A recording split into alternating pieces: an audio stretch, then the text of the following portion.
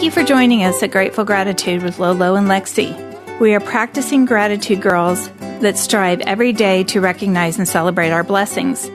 We are a mother and daughter that practice gratitude every day and put God in the center of our life. The only way to live a blessed and happy life is to be grateful. May you feel God's love and blessing each and every day. All right, it is time for another episode of Grateful Gratitude with Lolo and Lexi. And in this episode, we're going to do it minus Lexi. Oh, we are. She'll be on our next one. Okay, what are we going to talk about? We're going to talk about finding your purpose in life. Important.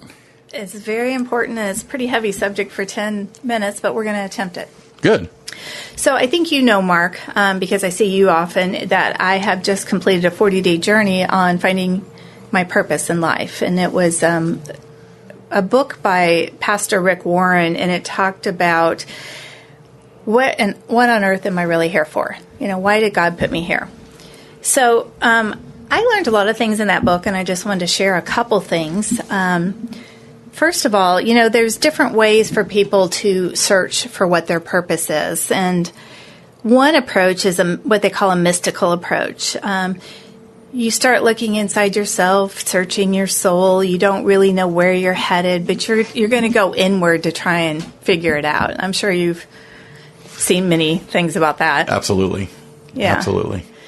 So that really is not very practical because, number one, you're taking yourself and you're just trying to guide yourself. And so that's not going to be very effective.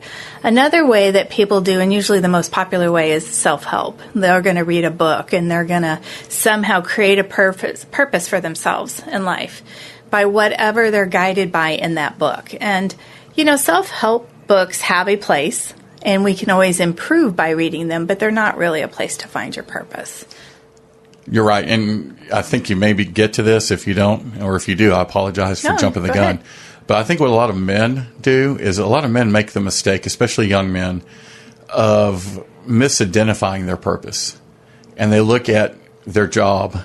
They look at their career. Mm-hmm. They look at how much money they make as a report card. And they look at that and say, that's my purpose, is to be the best I can be in my career, to make the most money I can make. Right. And there's nothing at all wrong with that. But once you realize that your purpose really needs to be, in my opinion, something else, something other than your career, something other than your paycheck. And then when you find your purpose and then can kind of mold your life around your purpose and pick a career that will further your purpose. Right.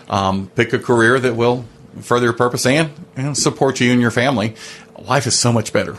Right. Well, and all those things are important, but you're right. They are secondary to what your true purpose is. Another way that people try to find their purpose is by a philosophical approach. They're going to speculate about what their purpose is. And they're going to kind of look at themselves and think, why am I here? And I think maybe it's this avenue, and then they go down that avenue and it's a wrong avenue. So they keep looking and speculating. And again, that's not a good way to figure this out. So what I learned in the very first chapter in the book is that, number one, my purpose is not about me. It's about God. Mm-hmm.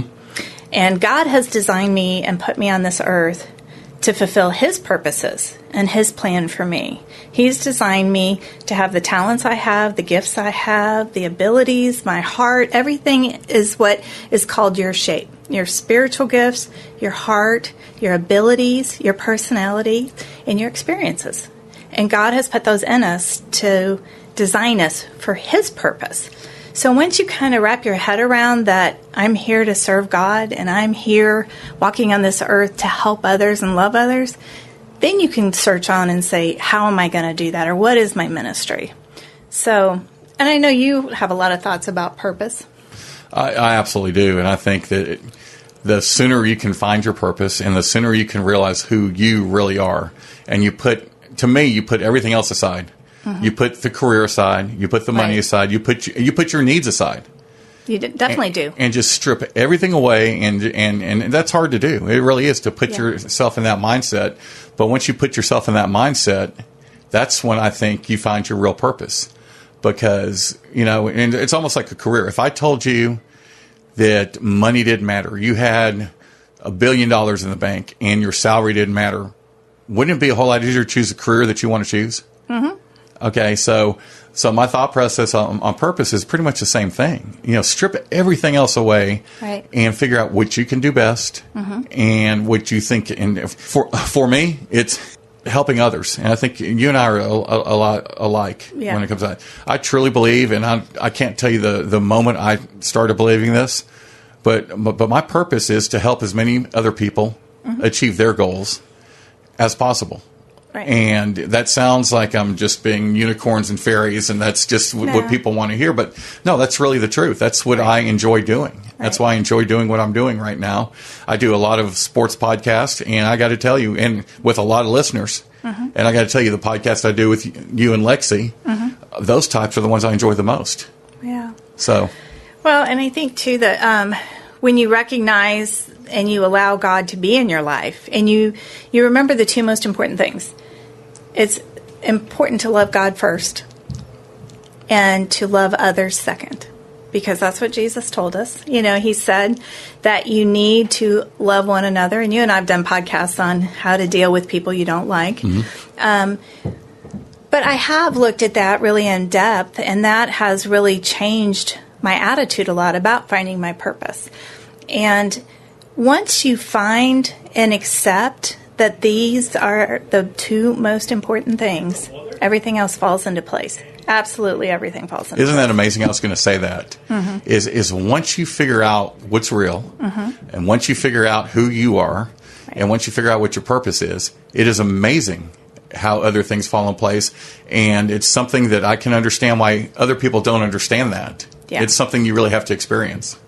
Well, and you do have to go and look deep and really open your heart. That's the biggest thing, is opening your heart to God. And once you feel that peace that He gives you, then you're able to focus on everything else. Being a good mother, being a good businesswoman, volunteering at your church, or volunteering, or doing whatever service you want to do. But when you put Him in there fully, and you recognize that every single person is a child of His, He's designed them all. And, it even says in the book, if you can't look yourself in the mirror and say, I love myself, you're dishonoring God, because God created you. He made you exactly how you are because He wants you to be that way. So I started thinking too, well, I'm not going to care about that extra 5 pounds, or I'm not going to care if my hair needs a haircut and is flat and I don't look good. I'm not going to care, because I don't want to dishonor Him that way. Yes. So the real way to find your purpose too, two other simple things, is you have to ask your Creator. And your Creator is God, and He knows your purpose. So you need to go to God, and through prayer, open your heart and ask Him, help me find why You've put me here. Help guide me. Put me on the path. If I start to get off the path, bring me back. The other thing that's critically important is to read your owner's manual. And of course, your owner's manual is the Bible. And the Bible has taught us how to live a righteous life, a godly life, how to love others. And when you go back to that basic book that's been around for years and years and years, and even if you have to do translations that are more in today's verbiage, that's fine. But to recognize that, hey, I need to go to God first and say, why am I here? Why am I here? It's not in a book, except for the Bible. And if you have the Bible and you have God in your heart, you're going to be amazed at how your life changes. And it is amazing, His creations. And you're absolutely 100% correct. Everyone has a purpose. And I'll tie it, and I do this a lot in life, I will tie it back to my Special Olympians that I work with. Right. And the special needs, they have purposes. And it may be a little bit harder for people to see their purposes. It may be harder for them.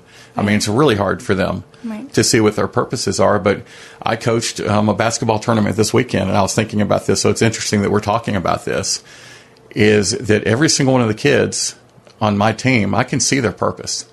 And I can see that a lot of them, their purpose is to inspire other people. And they do that. They absolutely do that, and they may not know that they're doing it. As a matter of fact, they have no clue that they're doing it most of the time.